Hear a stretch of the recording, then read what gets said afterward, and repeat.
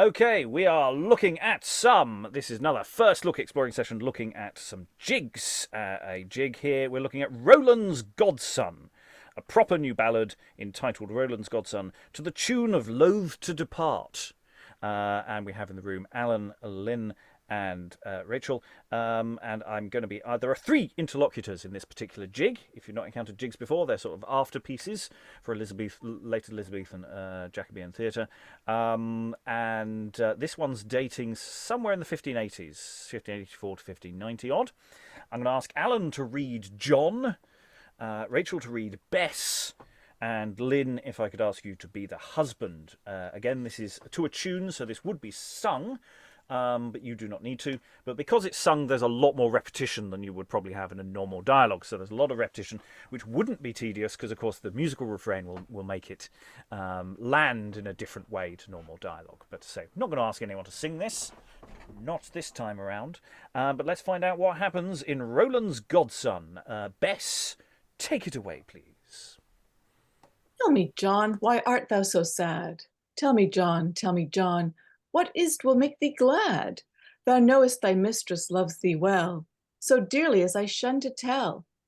Tell me, I pray thee, let nothing dismay thee, but let me enjoy thy love, thy love. Oh, mistress mine, I cannot be merry. Tell me, John, why look'st thou so heavily? My master carries a jealous eye, and warns me from your company. Heavens forfend it. You must amend it, or else farewell to our love, our love. Why, John, thy master mistrusts not thee. Woe is me, much he mistrusteth me, and says he saw me kiss your lips, suspecting other secret slips. I will excuse thee.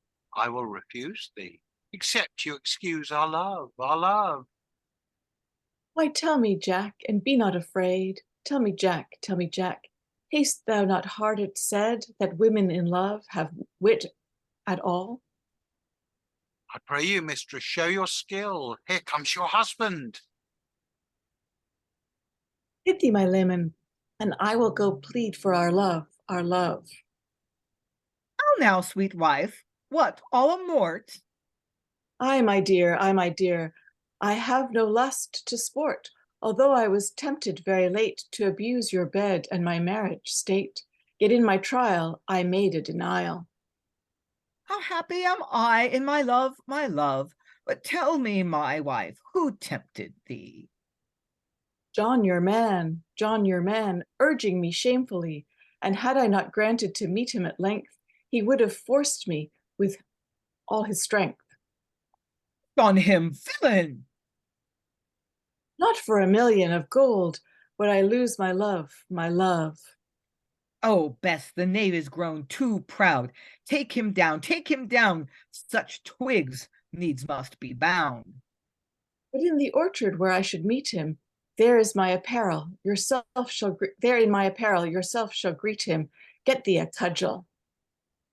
I'll pay the young lousel for offering to tempt my love, my love. Thou didst appoint to meet him there? Out alas, I did it all for fear. How didst thou say thou wouldst come attired? In my black silk gown, for so he desired. That will I put on. Look to thyself, John. I'll course him for tempting my love, my love. But where did he point this sport should be? All alone, under the holly tree. Then of that tree I'll get a wand. I would you had a stronger hand to chastise the treacher. Out on him, lecher, that would have defiled my love, my love. Of what a wife I have, oh, what a wife I have of thee. Praise thy God, 'tis he hath blessed thee. Would all my neighbors were so sped as such a true love in their bed? Good wives are dainty. Not one among 20 so constant as thou in thy love, etc. There's an etc. there, so there might be a repeated refrain before we return to the actual interlocutors. Upon what hour did you agree? by and by, after the stroke of 3. Then it is time I were gone. Aye, if you mean to meet with John, lay him one soundly. I'll beat him profoundly for offering to tempt my love, my love. But hide your beard in any case. Hold thy peace, hold thy peace. A muffler shall hide my face, and when he comes and thinks to settle, his flower shall prove a stinging nettle. And there's Then missing go- line. Then go and make you ready straight.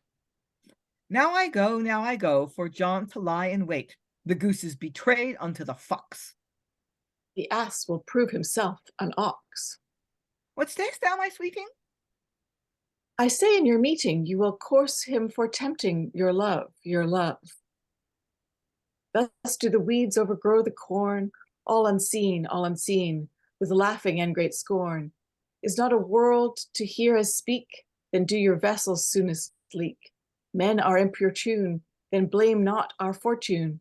Our sex were ordained to love, to love. So that little bit of song there suggests that that's sort of business vamping time while the husband gets changed and hides, and John reveals himself. So there's a sort of almost a little scene change there. Anyway, John and Bess. John returns to the stage.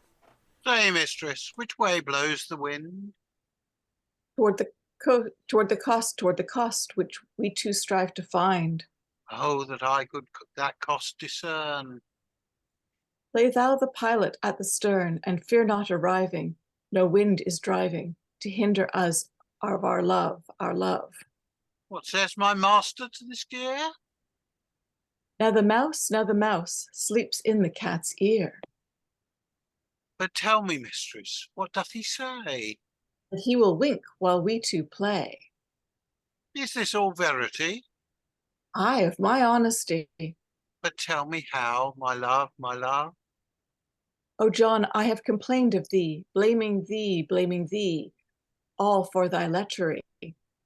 Out, alas, why did you so? Thou knowest not how the wind doth blow. It was my policy. To kill his jealousy. Only for that, my love, my love. I stand accused in this case. Be content, be content. I'll keep thee from abuse. Within the orchard, look thou stay, and when thy master comes this way, in my apparel. Will he not quarrel with me about our love, our love? Thou must suppose him to be me. Rail on me, blame my disloyalty, and to make his love to root the faster. Missing line. And in your talking, let blows be walking, and call him a whore in his love, his love. The finest device as ever I heard. So soon, my love hath got a beard. Therefore, mistress, get your way. Look in the orchard, see you stay. I do conceit you. I will await you, and see how you handle our love, our love. And re-enter husband and reposition John, or however things are actioned here. Now, John, we will play the score. Fie on thee, thou art an arrant whore. And I know thou dost but jest. I know thou art a filthy beast, to fawn on a leman, and leave thy good husband. Oh, John, it is for love, for love. The devil in hell take such a wife. Hearest thou me, whose pity of thy life? Why wilt thou wound, and give no plaster? Why wilt thou have me wrong my master? Thou saidst thou didst love me. I did it to prove thee, and therefore take this for thy love, thy love. Be advised and hold thy hand. Seest thou not, where thy master doth stand? What makes my master in your weed? He comes to rate thy filthy deed. Oh, John, I love thee, for now I have proved thee. Thou wilt not fleet in thy love, thy love. O husband, you will not take it so. Yes, my love, and joy in every blow. Master, my mistress is very light. No, John, my wife is pure and right. Now I have tried ye. Knave, I defy thee for calling me light in my love, my love. Oh, John, thou art my servant true, and my love, my love. I'll change for no new. A servant's duty pricks me on. Now Jesus bless thee, gentle John. Oh, joy out of measure to have such a treasure of such a servant, and love, and love. Go, wife, and make us merry cheer of the best of the best. Let nothing be too dear. I will see if you will have it so. About your business I will go. Do so, good John. How happy I am that have such a servant, and love, and love.